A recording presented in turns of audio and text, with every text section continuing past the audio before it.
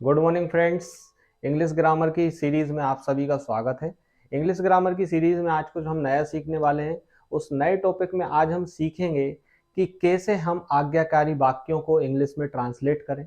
आज्ञाकारी वाक्य हो या फिर आदेशात्मक वाक्य हो, उनको हम इंग्लिश में कैसे ट्रांसलेट करें। जैसे कि मैं आपसे बोलूं कि अपनी किताब पढ़ो, तुम मार्केट जाओ, तुम स्कूल जाओ, तो हम किसी न किसी को आदेश दे रहे हैं, तो ये आदेशवाचक वाक्य कहे जाते हैं। तो आदेश देने वाले वाक्यों को इंग्लिश में कैसे ट्रांसलेट किया जाता है और किसी से निवेदन करते हैं तो उन वाक्यों को इंग्लिश में कैसे ट्रांसलेट किया जाता है, दोनों प्रकार के वाक्य सीखेंगे इस वीडियो के माध्यम से। निवेदन वाले जो वाक्य होंगे वो इस तरह से होंगे कि कृपया खाना खाइए, कृपया पानी पीजिए या पिए। तो इस प्रकार के जो वाक्य हैं उनको हम इंग्लिश में कैसे ट्रांसलेट करेंगे, इंग्लिश में कैसे बनाएंगे, क्योंकि ये जो वाक्य होते हैं ये हम दिन प्रतिदिन हमारे घर परिवार में जरूर बोलते हैं। तो आइए सीखते हैं किस तरह से बनाते हैं। तो सबसे पहले नंबर समझ लीजिएगा, जिस हिंदी वाक्य के अंत में ओ की मात्रा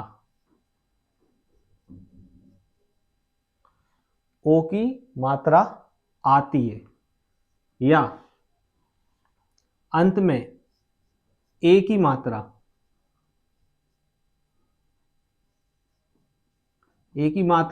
या ए आ जाए, जैसे खाइए, पीजिए, ये पीजिए अगर आप लिख रहे हैं तो ये आ गए, ए की मात्रा आ गई। खाइए लिख रहे हैं तब भी ए की मात्रा आ गई। लीजिए लिख रहे हैं तो फिर ए आ गया, राइट। क्योंकि जैसे खाइए, लीजिए, ठीक। तो ए की मात्रा या ए आ जाए या ओ की मात्रा, जैसे मैं बोलूं तुम अपनी किताब पढ़ो,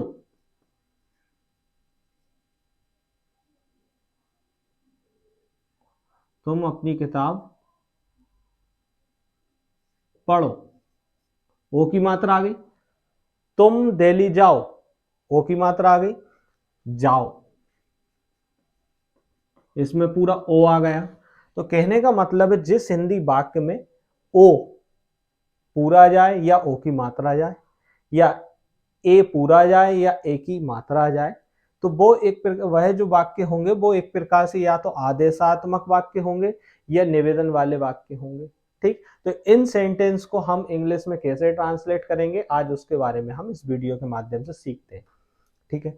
तो इन्हें बनाने का रूल क्या होता है? रूल सिंपल है। ये जो सेंटेंस होते हैं इनकी स्टार्टिंग होती वर्ब से, वर्ब प्लस ऑब्जेक्ट। इनमें सब्जेक्ट नहीं होता। अगर मैं कहूं कि तुम दिल्ली जाओ,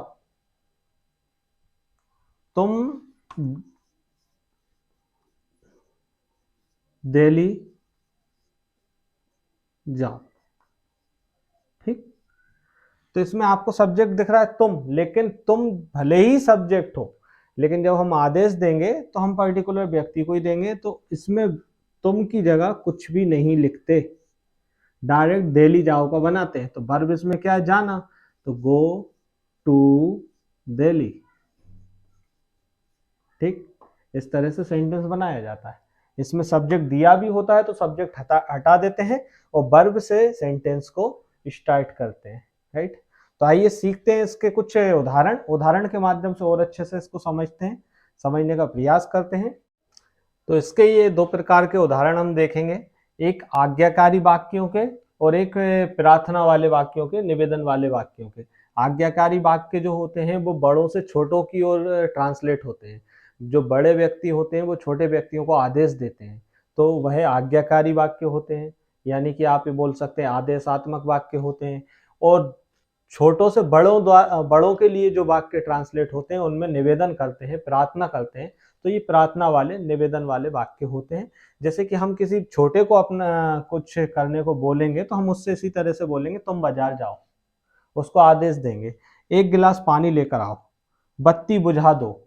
लेकिन वहीं हम अपने से बड़े व्यक्ति के लिए कुछ बोलते हैं देना हमें आदेश ही है, लेकिन उसका एक तरीका, एक वे बदल जाता है। कृपया अंदर आइए, से सम्मान उसको बुलाते हैं, कृपया अंदर आइए, कृपया चाय लीजिए, कृपया चुप रहिए। बड़े व्यक्ति से, अपने से बड़े व्यक्ति से आप डायरेक्ट ये नहीं बोल सकते चुप रहो, शायद उसको बुरा लग जाए। तो उसको बुरा ना लगे इसलिए उसको विनम्रता पूर्वक कृपया चुप रहिए आप बोल सकते हैं। ठीक है, तो आइए इसको इंग्लिश में हम ट्रांसलेट करके देखते हैं, आपको समझ में आएगा। इसका रूल मैं पहले ही बता चुका हूं, वर्ब से स्टार्ट होता, सब्जेक्ट भले ही दिया रहा हो, सब्जेक्ट का इसमें कोई महत्व नहीं होता, क्योंकि वाक्य के अंत में ओ आएगा या ओ की मात्रा आएगी, ए आएगा या ए की मात्रा आएगी। तो इसको मैं ऐसा लिख देता हूं, ओ या ओ की मात्रा, ए या ए की मात्रा वाक्य के अंत में।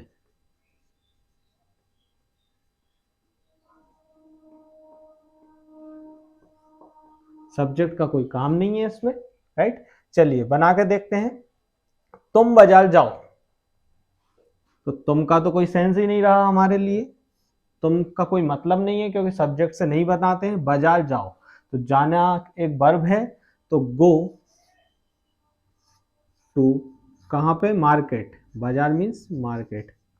गो टू मार्केट, ये आपने आदेश दिया, किसी को आज्ञा दी है, गो टू मार्केट, तुम बाजार जाओ। एक गिलास पानी लेकर आओ, पानी लाओ या पानी लेकर आओ। तो लेकर आने को या लाने को क्या कहा जाता है, ब्रिंग।